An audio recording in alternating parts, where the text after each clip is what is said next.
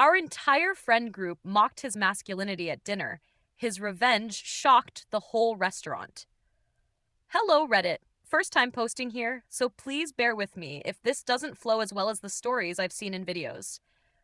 I'm one of those people who usually watches Reddit story compilations on YouTube during my downtime, and I never thought I'd be the one writing my own. But when I finally needed somewhere to turn for help and advice, I figured, why not Reddit? So here I am, typing this out in the middle of the night, scared, confused, and trying to make sense of everything that's happened. I feel like my world is crumbling, and I really don't want to lose my marriage over something like this.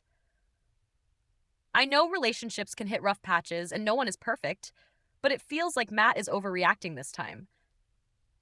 He shut me out completely and it's breaking my heart. I just wish he'd sit down and talk to me so we could figure out a way to move forward.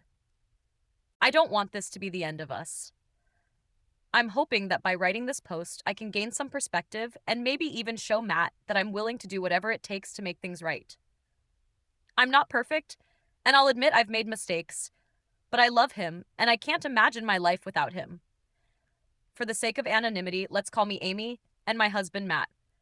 I'm 29, he's 28, and we've been married for 2 years. We met in college and we've been together ever since. Matt is in every sense of the word an incredible person. The thing is, Matt has always been his own kind of person. He's quiet, sure, but don't mistake that for weakness. He knows how to stand up for himself when the situation calls for it. He's just not one of those loud, attention-seeking types. He keeps to himself and does his own thing. Honestly, it was one of the things that drew me to him in the first place. He was different. He wasn't like the other guys I dated who were loud, obnoxious, and trying too hard to prove how manly they were. Matt didn't need to do all that. He just was. But I'd be lying if I said there weren't things about him that I found unconventional. Matt has hobbies that some people might classify as non-traditional for a guy. He loves baking, like genuinely loves it. He'll spend hours perfecting a cake recipe or trying out bread techniques, and knitting. Don't even get me started. I'll be sitting on the couch watching TV, and he'll be next to me knitting some scarf or blanket. It's not exactly what I envisioned when I thought about marrying a man's man. You know? And then there's his obsession with fashion and skincare. Matt has a skincare routine more elaborate than mine, and he's so into it. He's got all these products lined up in the bathroom, and he actually uses them religiously. He also dresses better than anyone I know. He's one of those people who can put on the simplest outfit and somehow make it look like it came straight off a runway. Honestly, he could be a model if he wanted to. At first, I didn't mind much. I mean, who doesn't want a hot husband, right? And Matt is hot. Like when we go out together, I notice the way people look at him. It's flattering in a way because, hey, he's mine. But as time went on, I started to feel a little weird about it. I grew up in a very traditional household where men didn't do things like baking or knitting. My dad didn't even know where the vacuum cleaner was, and I don't think I ever saw him cook a meal in his life. Men were supposed to be tough, stoic providers, not worrying about whether their serums had the right amount of hyaluronic acid or perfecting the flakiness of a pie crust. So yeah, it was a little strange for me. Not bad, just different. But Matt made it work. He's good at what he does, and honestly, I got spoiled. He works in cybersecurity, which is a high-pressure job, but when he's home, he's the one who takes over the house chores most of the time. He'll cook dinner, clean up, do laundry. Basically, he makes my life easier. He even tells me to sit down and relax while he handles everything. And while I appreciated it, I mean, who wouldn't? Part of me started feeling like, I don't know, like something was off. It wasn't that I didn't love him. I do. I did. But it was hard to reconcile this image of my husband with what I'd always thought a husband should be. And okay, I'll admit it, there were times when I found myself wishing he were a little more traditional. I mean, would it kill him to put down the knitting needles and, I don't know, fix something around the house? I know it sounds terrible, but I can't help how I feel. I grew up with this idea of what a husband should be, and Matt, he just didn't fit that mold. And as much as I admired his quirks and the way he kept everything so polished and perfect, I couldn't shake the nagging feeling that something was missing. Like, would it really kill him to act a little more like the kind of man you see in movies? Someone who could chop wood, fix cars, or at least pretend to know how to build a damn shelf? I know it sounds selfish, and maybe it is, but I've always been a little selfish. I like things a certain way. I like feeling like I'm being taken care of. And as much as Matt did take care of me in so many ways, it wasn't the kind of care I thought I wanted. I loved how he pampered himself and made our home feel like a luxury hotel. But deep down, I wanted him to take charge in a more stereotypical way. I wanted to feel like I had a man in the house, not just a partner who happened to bake better pies than my grandmother ever could. And then there was my friend group, a couple of girls I used to work with before I quit my job to become a stay at home wife. Funny enough, we never really connected much when I was working with them. We were friendly, sure, but it wasn't like we were hanging out on weekends or anything. But after I left the job, something shifted. We all went our separate ways. Some stayed at the company, others moved on to different jobs. And of course, I quit to focus on building a home. Or at least, that's what I told everyone.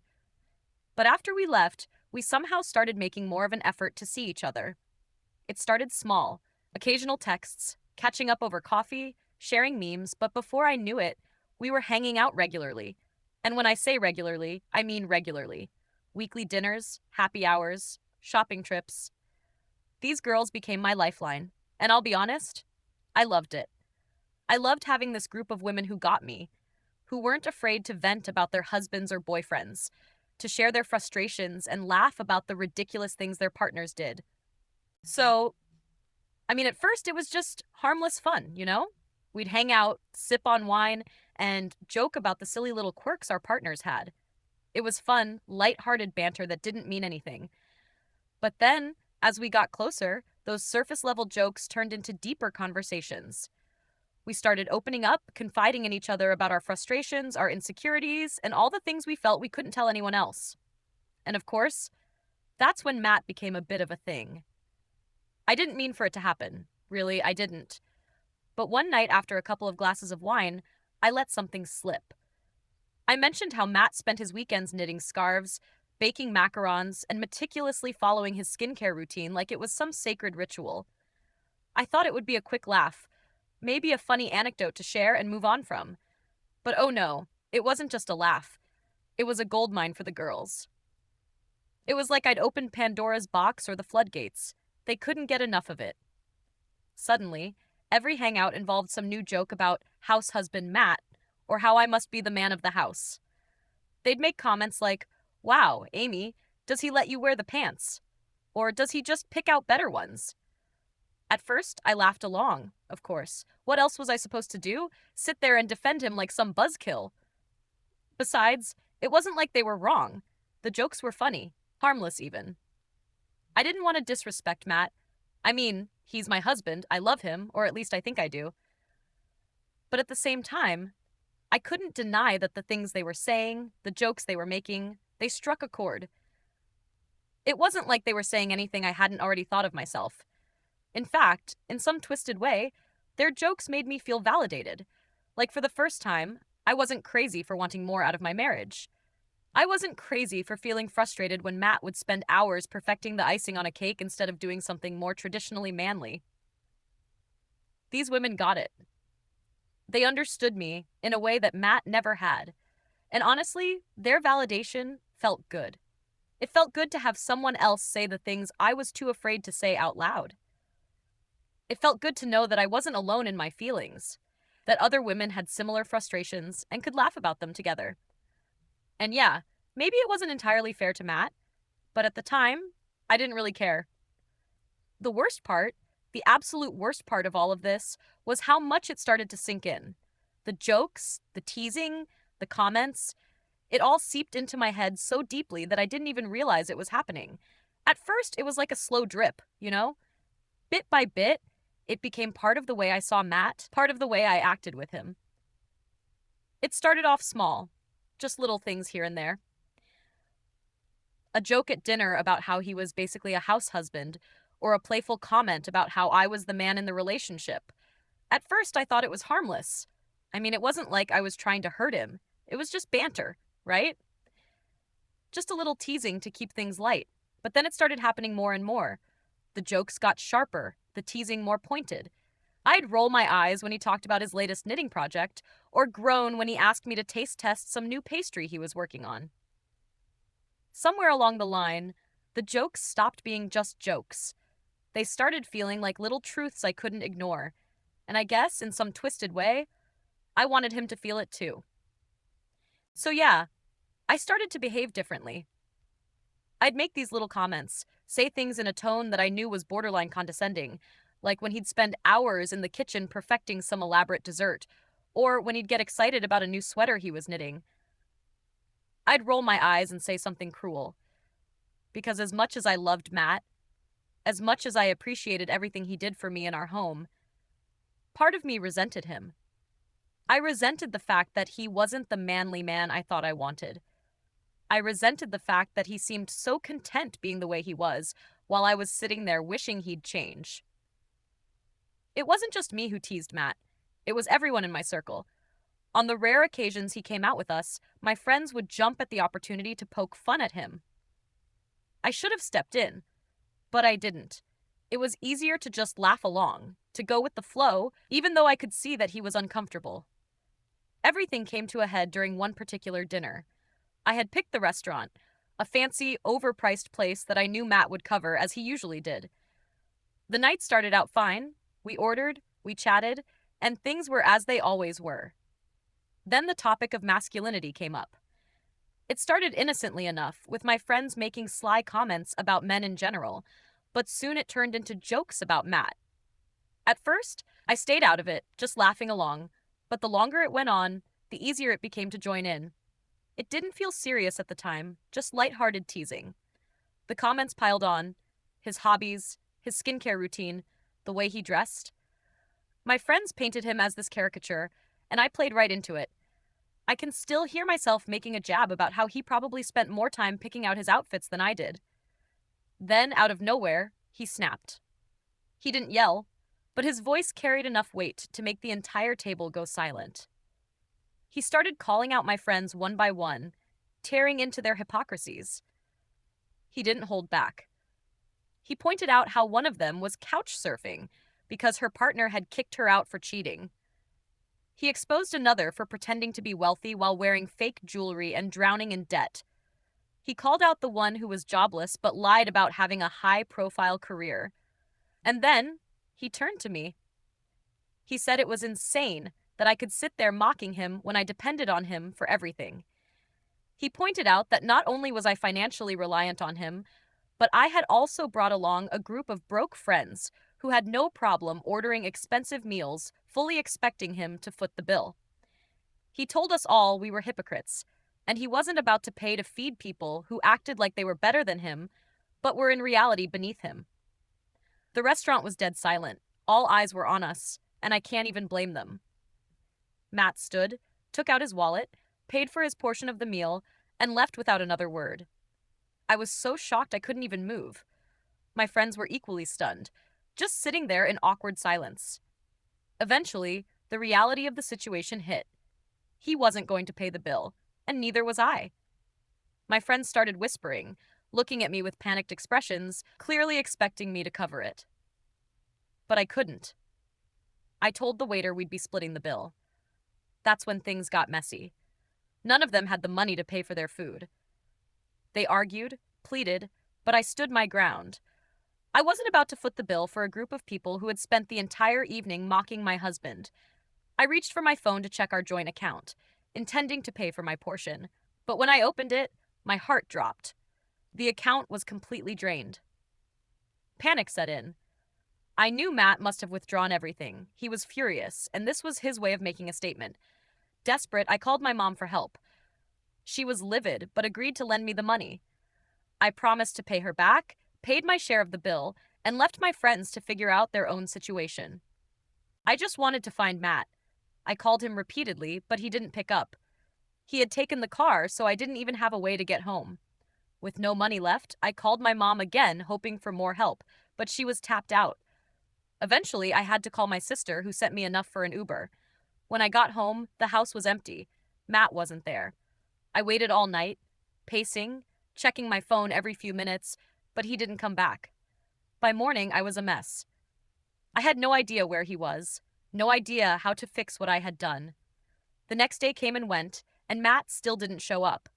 I was in full-blown panic mode, calling and texting him relentlessly. Every call went straight to voicemail, and every message went unanswered. Days passed. 3 long, agonizing days, and there was no sign of him.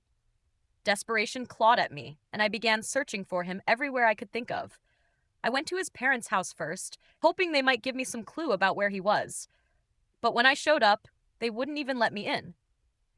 His mother told me to leave and not come back, warning that if I didn't, they'd call the police. It was clear Matt had told them everything, and they were firmly on his side. From there, I tried his siblings, but it was the same story. They wouldn't give me any answers. Every door I knocked on was slammed in my face, and every attempt to explain or plead was met with silence or outright hostility. It was like I had been completely cut out of his life. In a last-ditch effort, I went to his workplace. I thought maybe I could catch him there, talk to him face to face, and at least get some clarity. But when I arrived, his colleagues called security, who escorted me out of the building without so much as a word. I felt humiliated. At that point, I decided maybe he just needed time and space. I told myself that he was probably overwhelmed and would come back when he was ready. I was hoping that we could fix things, that we could talk it out and start fresh. After about a week of silence, he finally showed up at the house. When I saw him, my heart leapt. I thought this was it, the moment we'd start putting the pieces back together. I was ready to apologize, to grovel, to do whatever it took to make things right. But his expression shattered any hope I had. He wasn't there to reconcile. He wasn't there to talk. He was there to end it. When he told me he wanted a divorce, I felt like the floor had been ripped out from under me. I couldn't breathe. I started crying, hyperventilating, begging him not to give up on us like this. I pleaded with him, told him we could fix it, that I'd do anything. Couples counseling, therapy, cutting off my friends. I told him I'd already cut them off. I hadn't spoken to them since that night, hadn't even glanced at their texts or answered their calls. I was willing to do whatever it took, but he just shook his head. He told me there was no way he could stay with someone who thought of him as a joke, who looked down on him so much that she'd humiliate him in front of others. He said he wasn't interested in working on it, that he deserved better than to be someone's punchline. I was sobbing uncontrollably by then, clutching at him, begging him not to throw away our marriage. But he was resolute. He told me to pack my things and leave while it was still light out. He even offered to call an Uber and pay for it. I begged him not to make me leave, pleaded with him to give me another chance, but it was like talking to a wall. He didn't yell or lose his temper. He just called the Uber and started helping me pack my things when it became clear I was too distressed to do it myself. I was crying so hard I could barely see as he carried my bags to the car. When the Uber arrived, he opened the door, put my things inside, and told the driver the address to my parents' house. I begged him one last time, but he didn't even respond. He just closed the door and walked back into the house. The ride to my parents' place was a blur. I cried the entire way, my chest heaving, my mind racing with thoughts of how to fix this. How could I have let it get this bad? How could I have hurt him so deeply that he wanted nothing to do with me? When I arrived, my parents were shocked to see me like this. They didn't understand what had happened, and I didn't even have the words to explain. All I could do was cry. I don't want to lose my marriage. I don't want to lose Matt. But now I don't know what to do. I don't know how to make him see that I'm sincere, that I'm willing to change, that I'll do whatever it takes to make things right. How do I fix this? How do I show him that I'm not the same person who hurt him so badly? How do I get my husband back? Update. Hello, Reddit. First of all, I hope I'm doing this right. It's my first time ever posting an update on here, so yeah, I really hope this is the right way. I've been reading through everything, trying to process it all, and honestly, posting here was a huge wake-up call for me. The comments, the DMs about how horrible I was, it hit hard, like it hurt to read, but it also helped me realize just how wrong I was. just how messed up everything I did was. I've been reflecting nonstop, and I realize now that if I could, I would apologize to Matt 1,000 times more. Maybe that wouldn't even be enough, but I'd try. A lot of people in the comments said some things marriages can't recover from, and you guys were right. I got served divorce papers. I still can't believe it. It's like I'm in a daze. My parents keep saying I shouldn't be shocked, that I should have known what was coming, but honestly, a part of me was still hoping, still holding on to the hope that somehow a miracle would happen and we could fix this. But now I guess that's not happening, is it? I've been sitting with this, and I know I messed up. I know that sorry isn't going to fix anything. It's a nice word, but it's not some magic fix-all. You can apologize all you want, but if you keep hurting the person you claim to love, that apology doesn't mean much. Matt's done with me. He doesn't want to even give me the chance to make things right. I sent him so many messages, called him over and over, and nothing. He won't budge. I guess that's just it. He's done. And if that wasn't bad enough, he was my only source of income. Now I'm stuck relying on my parents just to survive. I've broken down more times than I can count. Without them, I honestly don't know where I'd be. Well, I do. I'd probably be at rock bottom. But they've been my lifeline, so I can't even imagine what my life would be like without them right now. I don't know what to do anymore. I really don't. I'm lost. And as for my friends, well, I haven't heard from them since that day. They sent me a bunch of messages, but I deleted them without even reading them. I couldn't face them. I couldn't hear what they had to say. So yeah, I've cut them off completely. I don't want anything to do with them. I don't want to hear from them ever again. To me, they were the ones who made things worse. They planted all these stupid ideas in my head, things that ruined my marriage, and I'm done with them. I don't care about any of them anymore. They might have been my friends, but I'm not going back to them. It's strange, though. I can't help but think about how different everything could have been if I just acted differently. I was so caught up in my own mess that I completely ignored what mattered most. And now it's too late. I don't even know where to go from here. I guess I just wanted to update you all and say that I realize now how messed up I was. I don't expect anyone to forgive me. I don't even know if Matt ever will, but I'm trying to face the consequences of what I did. I've got a long way to go to figure this out, and as for what's next, I'm not sure, but I'm trying to figure that out too. Update. Hello, Reddit. It's been a while since I last updated. Honestly, life has just been, well, a mess. I've been so caught up in it all that I couldn't even bring myself to post. But now, here I am again, writing this out, and I feel beyond embarrassed. So here's the thing. I'm pretty sure Matt found my post. It's not like he uses Reddit, but I'm sure someone else saw it, found it, and showed it to him. And when he forwarded it to me with a simple "this you," I think that's when I truly realized how much I've screwed up. I swore I'd never post again, but here I am. This is going to be my final update, the last chapter of this whole mess. I'm hoping that somehow he'll see this and maybe, just maybe, understand just how bad my life has been over the past few months. Maybe it will even show him how much I regret everything and how badly I want to fix things. Maybe we can start over, date again, or something. I don't know. I know it sounds pathetic, but I just feel so lost. So to catch everyone up, after the divorce was finalized, I completely snapped. That was the turning point, I guess. I didn't fully process the weight of everything until that moment. It felt like everything was crashing down around me, and I couldn't handle it. I ended up in a 24-hour psych ward for evaluation because I honestly just didn't want to be here anymore. I was in so much pain that I thought I couldn't bear it. I was just heartbroken. And when I got out, it didn't get any better. And then my parents, the people I thought were my support system, they turned their backs on me. They told me they were too old for this kind of drama, that I was too much for them. It stung like 1,000 needles. I mean, these were the people I thought would be there for me no matter what. But no, they kicked me out. So I had to pick myself up, barely, and travel to my cousin's place to stay for a while. I had nothing left. No one left.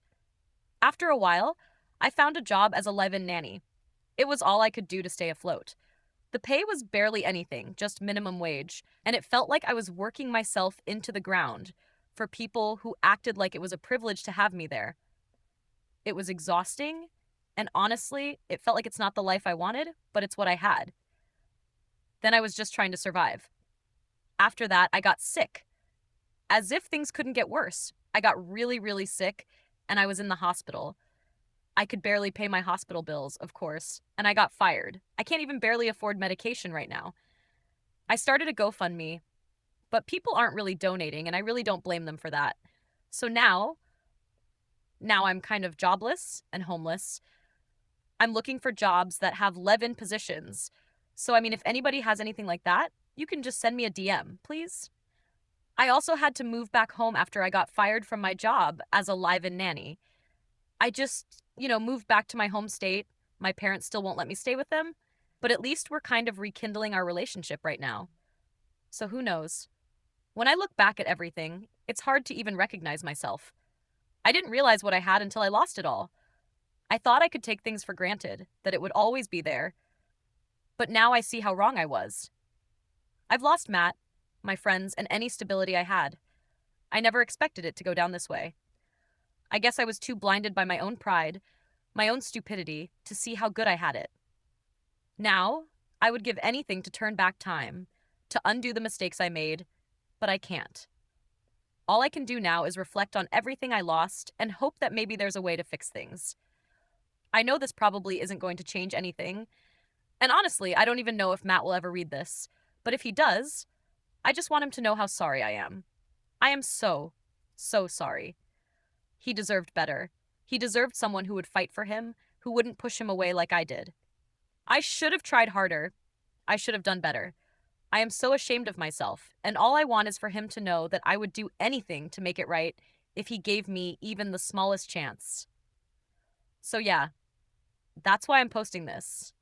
My life has been a complete roller coaster of just nonstop misery, and what hurts the most is knowing that if I just tried harder, if I had just given more of a damn, maybe it wouldn't have come to this.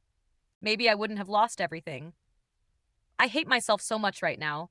It's like I'm stuck in this endless loop of self-loathing, replaying everything over and over in my head. And the worst part is, I don't even know how to stop it. I feel like I'm drowning in my own mistakes, and there's no way out. Sometimes I wonder if this suffering I'm going through is my punishment, my penance for what I've done. Like I deserve this pain, like I've earned it. I think I hate myself because deep down I know I could have done better. I could have been a better partner, a better friend, a better person, but I wasn't. I was selfish, I was careless, and now I'm paying for it in ways I never expected. It's hard to admit this, but I think the hardest part is knowing that I don't have any idea how to fix things. I don't know how to make it right. I've tried apologizing, I've tried doing better, but sometimes it feels like it's too late. Maybe it is too late. Maybe I'm just stuck in this mess forever. And that's what I deserve. Maybe Matt will never forgive me, but if somehow, some way he reads this, I want him to know that I am truly sorry. And I would give anything to turn back time and make things right. If this confession kept you hooked, make sure to subscribe, like, and share. We share powerful true stories every day that explore the complex realities of life.